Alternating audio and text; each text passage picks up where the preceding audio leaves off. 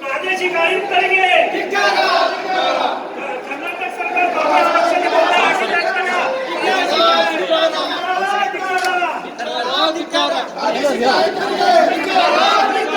ಪಕ್ಷಕ್ಕೆ ಬೆಂಬಲ ಹಾಕಿದ ಪ್ರಾದೇಶಿಕ ಆಯುಕ್ತರಿಗೆ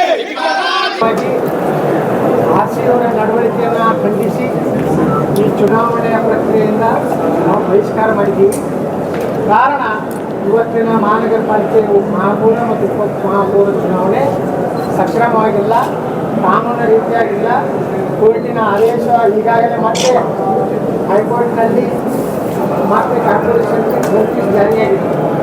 ಇಷ್ಟೆಲ್ಲ ಪ್ರಕ್ರಿಯೆಗಳು ಸಹ ಅದನ್ನು ಯಾವುದನ್ನು ಎಲ್ಲವನ್ನು ಹೈಕೋರ್ಟಿನ ವಿಚಾರವನ್ನು ಗಾಳಿಗೆ ತೂರಿ ರಿಜನಲ್ ಕಮಿಷನರ್ ಅವರು ಕೇವಲ ಜಿಲ್ಲಾ ಉಸ್ತುವಾರಿಗಳ ಮಂತ್ರಿಗಳ ಒಂದು ನಿರ್ದೇಶನದಂತೆ ಕೈಗೊಂಡು ಮಾಡ್ತಾರೆ.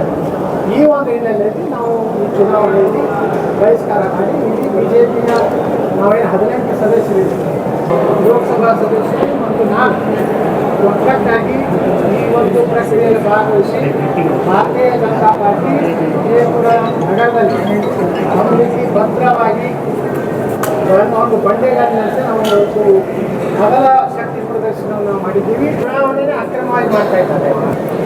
ಈ ಒಂದು ಚುನಾವಣೆ ಅಕ್ರಮ ಅಂತ ನಾವು ಸರ್ಕಾರ